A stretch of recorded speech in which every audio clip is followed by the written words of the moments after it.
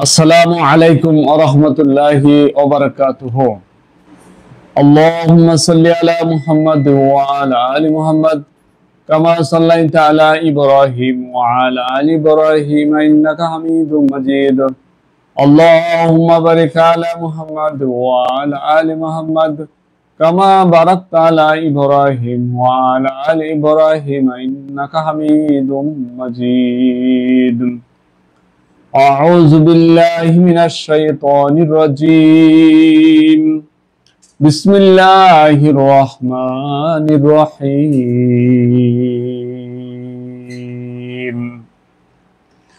يا أيها الذين آمنوا أنفقوا مما رزقناكم من قبل أن يأتي يوم لا بيع فيه ولا خلة ولا شفاعة والكافرون هم الظالمون. الله لا إله إلا هو الحي القيوم لا تأخذه سنة ولا نوم له ما في السماوات وما في الأرض من ذا الذي يشفع عنده إلا بإذنه يعلم ما بين أيديهم وما خلفهم ولا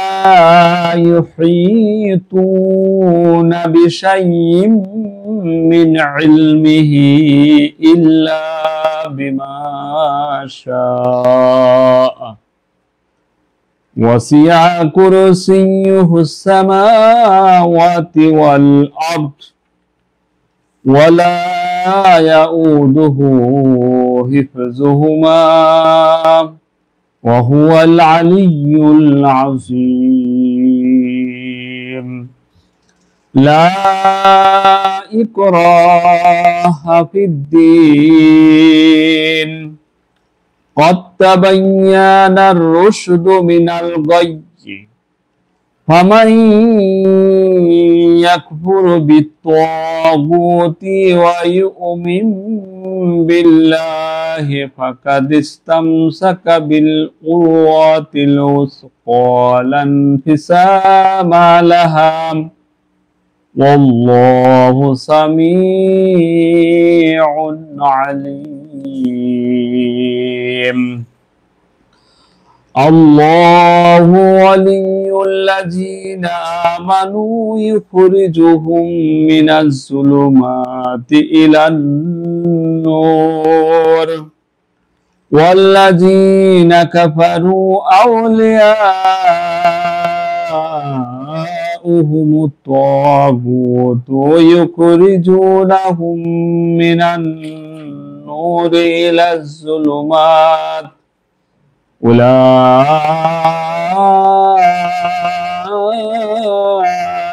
أصحاب النار هم فيها خالدون.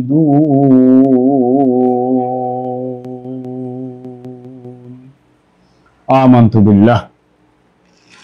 সমস্ত প্রশংসা সে মহান রব্বুল আলামিনের জন্য, যিনি আমাদেরকে সূরা আল বাকারার 34তম রুকুর কয়েকটি আয়াত পড়ার জন্য তৌফিক দান করেছেন। সেই জন্য মহান রব্বুল আলামিনের দরবারে আবারও শুকরিয়া জ্ঞাপন করছি, আলহামদুলিল্লাহ। অত্র আয়াতের সাধারণ অর্থ হচ্ছে এই: হে যারা ঈমান এনেছ, তোমরা ব্যয় করো তা থেকে যে রিজিক আমি তোমাদেরকে দিয়েছি।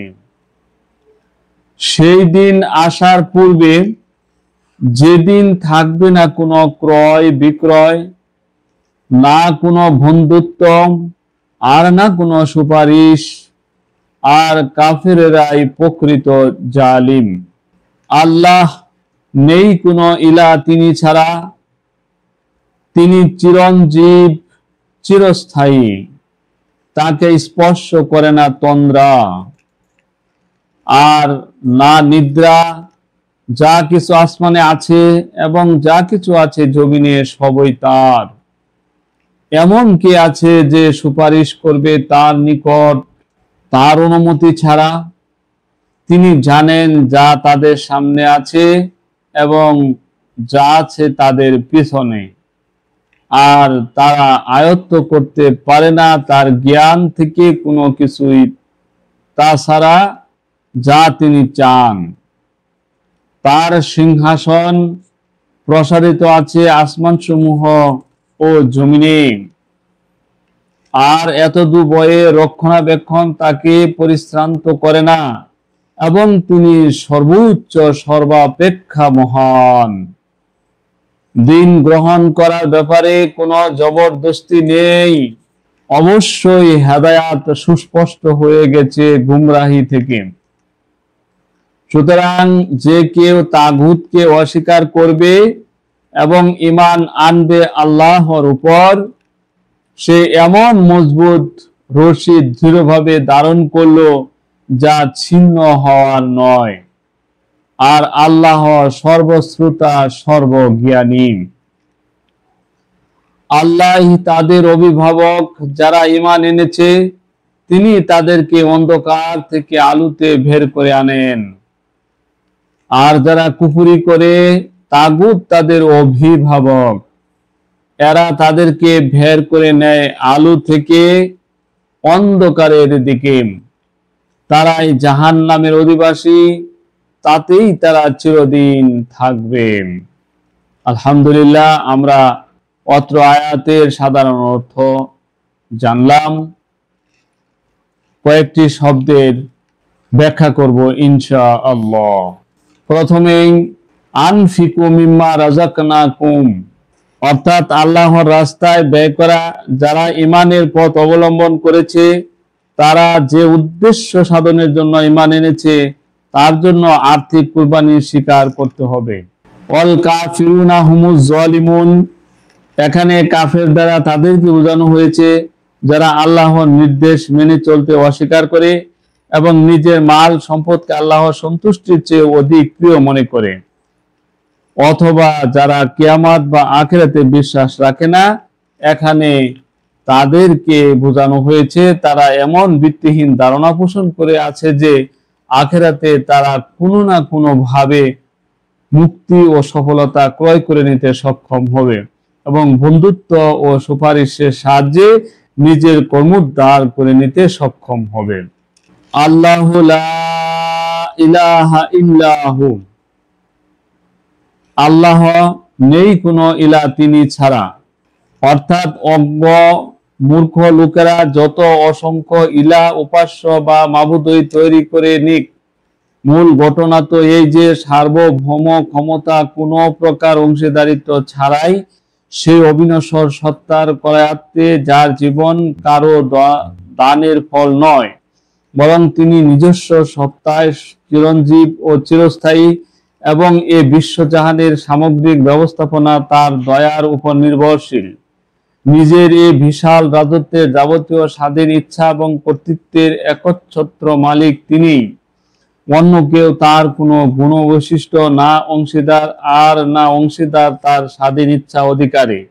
সুতরাং তাকে বাদ দিয়ে বা তার সাথে অংশীদার ধারণা করে আসমান জমিনে যেখানেই কোনো ইলাহ বানিয়ে নেওয়া হচ্ছে, তা নিছক অলীক কল্পনা ছাড়া আর কিছুই নয়।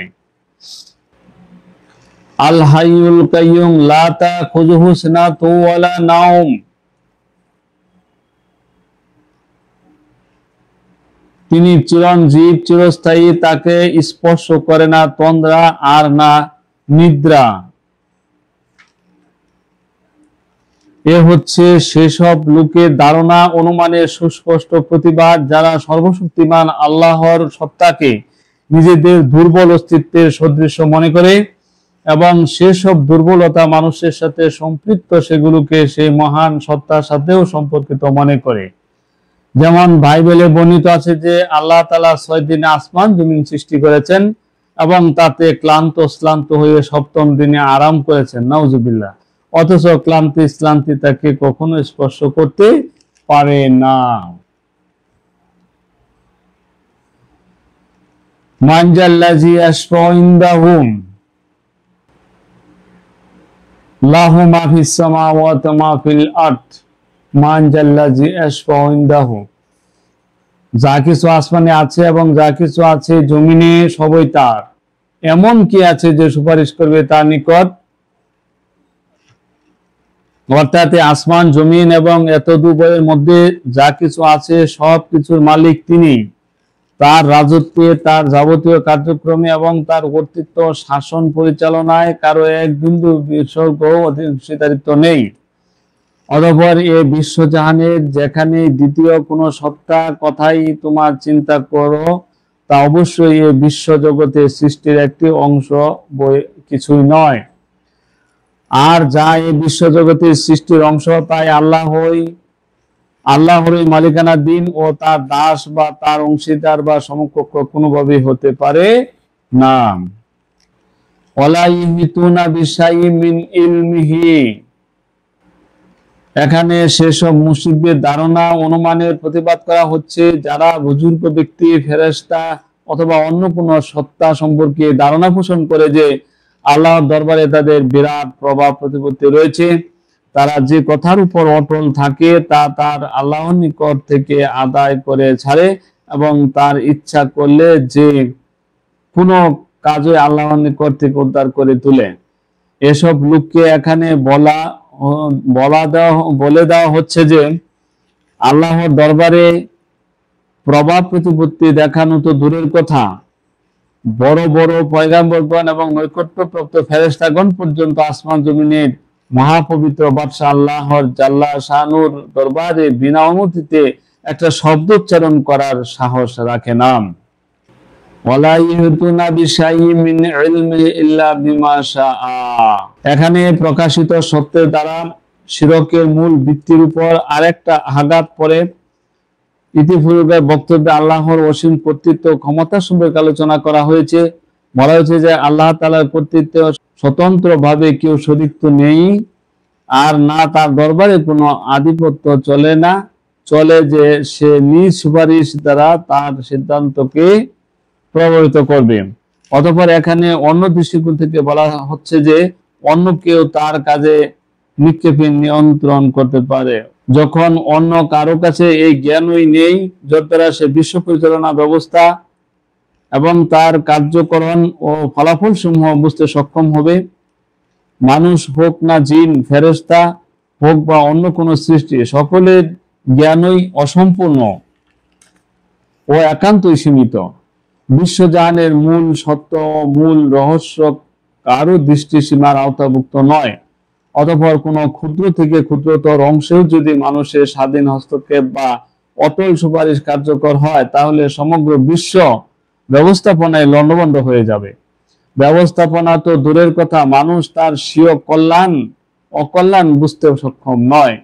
তাদের কল্যাণ অকল্যাণ সম্পর্কে একমাত্র আল্লাহ তাআলার ওই পূর্ণ জ্ঞান রয়েছে। ওয়াসিয়া কুরসিয়ুহুস সামাওয়াতি ওয়াল আরদ, তার সিংহাসন। মূলত এখানে কুরসি শব্দ উচ্চারিত হয়েছে সার্বভৌমত্ব কর্তৃত্ব বোঝানোর জন্য। রূপকভাবে কুরসি শব্দ ব্যবহার হয়। উর্দু ভাষায় কুরসি শব্দটি দ্বারা ক্ষমতা ও রাষ্ট্রপতি ও রাষ্ট্র শক্তি বোঝানো হয়ে থাকে।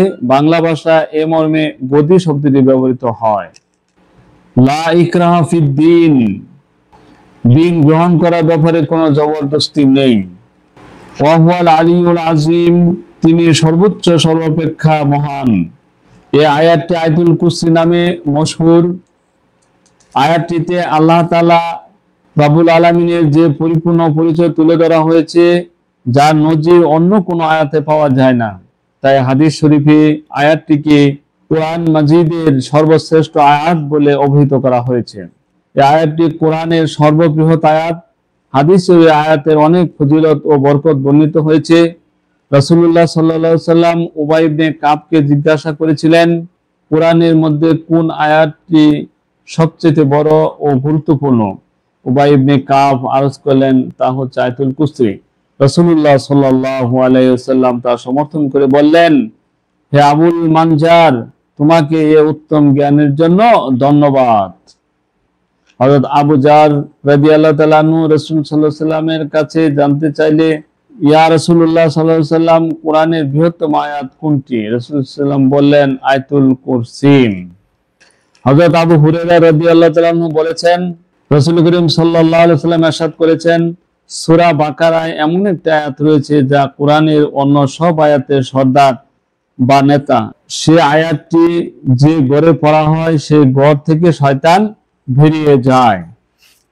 নাসাই শরীফে এক বর্ণনায় রয়েছে যে রাসূল সাল্লাল্লাহু আলাইহি ওয়াসাল্লাম ইরশাদ করেছেন, যে লোক প্রত্যহ ফরজ নামাজের পর আয়াতুল কুরসি নিয়মিত পাঠ করে, তার জন্য জান্নাতে প্রবেশের পথ একমাত্র মৃত্যু ছাড়া অন্য কোনো সহারা থাকে না। অর্থাৎ মৃত্যুর সাথে সাথে সে জান্নাতের ফলাফল আরামায়েশ ভোগ করতে শুরু করবে। লা ইকরাহা ফিদ্দীন, দ্বীন গ্রহণ করার ব্যাপারে কোনো জবরদস্তি নেই। অর্থাৎ কাউকে ঈমান আনার জন্য বাধ্য করা যাবে না। এখানে দ্বীন শব্দ দ্বারা আল্লাহ সম্পর্কিত সেই আকীদাকে বোঝানো হয়েছে যা ইতিপূর্বে আয়াতুল কুরসিতে বর্ণিত হয়েছে, এবং উল্লেখিত আকীদার উপর যে পূর্ণাঙ্গ জীবন ব্যবস্থা প্রতিষ্ঠিত তাও বোঝানো হয়েছে। অত আয়াতের উদ্দেশ্য হলো ইসলামের বিশ্বাসগত, নৈতিক ও কার্যগত যে ব্যবস্থা রয়েছে তা কোনো অমুসলিম ব্যক্তির উপর জোর করে চাপিয়ে দেওয়া যাবে না। এটা এমন কোনো বিষয় নয় যেমন কারো মাথার উপর চাপিয়ে দেওয়া যায়। বিত্তাগুত, তাগুত শব্দের আবিধানিক অর্থ এমন প্রত্যেক ব্যক্তি যে নিজ বৈধতার সীমা লঙ্ঘন করেছে। সুতরাং কোরআন মাজিদের পরিভাষায় তাগুত বলা হয় সেই বান্দাহকে যে স্বীয় দাসত্বের সীমা লঙ্ঘন করে নিজেই প্রভু বা মনিব হওয়ার দাবি করে এবং প্রভুর অন্যান্য দাসকে নিজের দাসত্বে নিয়োজিত করে। আল্লাহর মোকাবেলায় তার একজন দাসের নাফরমানি ও বিদ্রোহের তিনটি পর্যায় রয়েছে। প্রথম পর্যায় হলো বান্দাহ নীতিগতভাবে আল্লাহর নির্দেশে আনুগত্য করাকে সত্য বলে স্বীকার করে কিন্তু কার্যত তার বিপরীত করে, এটাকে বলা হয় ফিস্ক। দ্বিতীয় পর্যায় হলো সে আল্লাহর আনুগত্য থেকে নীতিগতভাবে বিচ্ছিন্ন হয়ে নিজেই স্বেচ্ছাচারী হয়ে বসে অথবা আল্লাহ ছাড়া অন্য কারো বন্দিগি করা শুরু করে, সেটা হলো কুফরি।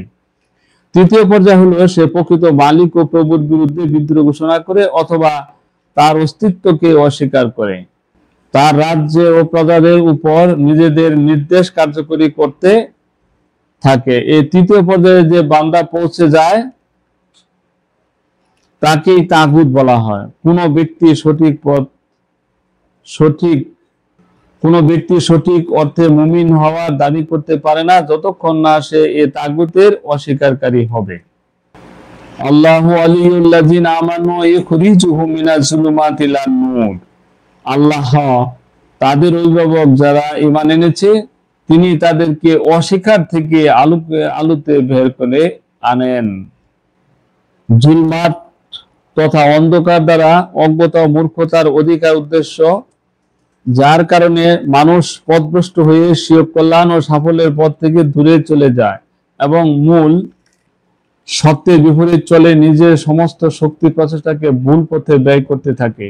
আর নূর তথা আলো দ্বারা সেই সত্যের জ্ঞানকে বোঝানো হয়েছে যে আলোতে মানুষ নিজের স্রষ্টা, নিজের ও বিশ্ব জাহানের মূল হোতা এবং নিজ জীবনের মূল উদ্দেশ্যকে পরিষ্কারভাবে প্রত্যক্ষ করে সে অনুযায়ী স্বীয় জীবনকে সঠিক পথে পরিচালিত করে।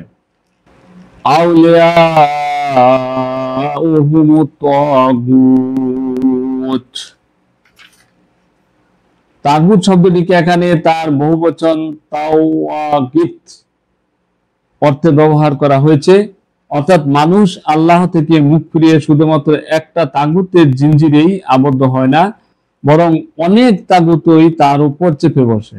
এক তাগুত হলো শয়তান, সে মিথ্যা এবং নিন্দা নতুন প্ররোচনাকে মনোরম মূলকে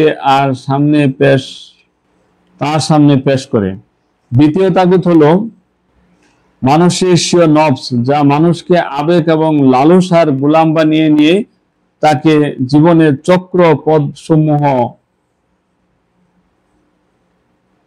জীবনের বক্র পথ সমূহে টেনে নিয়ে ফেরে। এভাবে অসংখ্য তাগুত জগৎ ছড়িয়ে আছে। আল্লাহর বিধানের অবাধ্য স্ত্রী ও সন্তান, আত্মীয় স্বজন, ভাই বেরাদর ও বংশ, বন্ধু বান্ধব, সমাজ, রীতি, নেতা, দেশ, শাসক, ইত্তকার সবই মানুষের জন্য এক একটা তাগুত। এই তাগুত সমূহের প্রত্যেকটি মানুষকে নিজ উদ্দেশ্যে দাসত্ব করতে থাকে। মানুষের উদ্দেশ্য মালিকের দাস হয়ে কোন প্রভুকে সন্তুষ্ট করবে এবং কোন প্রভুকে অসন্তুষ্টি থেকে নিজেকে রক্ষা করবে, এ পর্যায়ে তারা এ ধান্দায় ব্যস্ত থাকে। মানুষে অসংখ্য মালিকের দাস হয়ে কোন প্রভুকে সন্তুষ্ট করবে এবং কোন প্রভুর অসন্তুষ্টি থেকে নিজেকে রক্ষা করবে, এ ধান্দায় ব্যস্ত থাকে। আলহামদুলিল্লাহ, আমরা কতিপয় শব্দ ব্যাখ্যা বিশ্লেষণ করলাম। ইহার আলোচ্য আয়াত থেকে আমরা যা শিখতে পারি তা হচ্ছে, আল্লাহর প্রতি সম্পদ ব্যয় করার উপর অনেক ইবাদত ও মুআমালাত নির্ভরশীল। তাই গুরুত্ব সহকারে বলা হয়েছে যে আল্লাহর পথে ব্যয় করার এখনই সময়, পরকালে কোনো ক্রয় বিক্রয় চলবে না, তাই তার সম্পদ কখনো কাজে আসবে না। দ্বিতীয় শিক্ষা, আখিরাতে সেই কঠিন দিনে বন্ধুত্ব কোনো কাজে আসবে না, কারো সুপারিশও কোনো কাজে লাগবে না। তবে আল্লাহ যদি কাউকে সুপারিশ করার জন্য অনুমতি দেন, সেই কেবলমাত্র সুপারিশ করতে পারবেন। আয়াতুল কুরসি থেকে নিম্নোক্ত শিক্ষা পাওয়া যায়, আল্লাহই একমাত্র ইলাহ হওয়ার যোগ্য সত্তা। তিনি সদা সর্বদা জীবিত, চিরঞ্জীবী, চিরস্থায়ী। তিনি নিজ নিজেই বিদ্যমান। আল্লাহ তাআলা শ্রান্তি, ক্লান্তি, তন্দ্রা, নিদ্রা ইত্যাদি সৃষ্টিগত দুর্বলতা থেকে সম্পূর্ণ মুক্ত ও পবিত্র। আকাশ ও জমিনের মধ্যকার সবকিছুর তিনি একমাত্র অধিকারী। আখিরাতের বিচার দিনে তার অনুমতি ছাড়া কেউ কোনো ব্যাপারে সুপারিশ করতে পারবে না। অতীত, বর্তমান, ভবিষ্যৎ সম্পর্কে একমাত্র তিনিই অবগত। আল্লাহ তাআলার জ্ঞানের কোনো অংশ বিশেষ কেউ আয়ত্ত করতে পারে না। তবে তিনি কাউকে যদি কিছু জ্ঞান দান করেন, কেবল সেই ততটুকু জ্ঞান পেতে পারেন। আল্লাহ তাআলার কর্তৃত্ব ও ক্ষমতা সমগ্র আকাশ ও পৃথিবী পরিবেষ্টন করে আছে। আল্লাহ তাআলার পক্ষে আসমান জমিনের হিফাজত বা রক্ষণাবেক্ষণ কোনো প্রকার কঠিন ও আয়াসসাধ্য কাজ নয়। তিনি সর্বোচ্চ মর্যাদার অধিকারী, অতিশয় মহান। আমরা আরো শিখতে পারি, দিন গ্রহণের ব্যাপারে কারো উপর কোনরূপ জোর জবরদস্তি করা যাবে না। তবে যারা দিনকে গ্রহণ করে নিয়েছে তাদেরকে তা পালন করার জন্য অবশ্যই তাগিদ দিতে হবে। দিন ইসলাম গ্রহণ করার পর কেউ তার বিধি নিষেধ মান্য করতে অনীহা প্রকাশ করলে সরকারি কর্তৃপক্ষ অবশ্যই তা মান্য করতে তাকে বাধ্য করবেন। নবী রাসূলদের মাধ্যমে হেদায়েত ও গুমরাহির পথকে সুস্পষ্ট করে দেওয়া হয়েছে। সুতরাং তা গ্রহণ করা বা না করার ব্যাপারে মানুষের স্বাধীনতা দেওয়া হয়েছে। যারা তাগুতকে অস্বীকার করে আল্লাহর পথে দৃঢ়ভাবে চলবে, তাদের কোনো প্রকার সত্য বিচ্যুতির ভয় নেই। মুমিনদের অভিভাবক একমাত্র আল্লাহ। তিনি তাদেরকে মূর্খতা ও অজ্ঞতার অন্ধকার থেকে আলোর পথে নিয়ে আসেন। আর যারা কুফরি করে তাদের অভিভাবক হলো তাগুত, তারা তাদেরকে আলো থেকে অন্ধকারে নিয়ে যায়।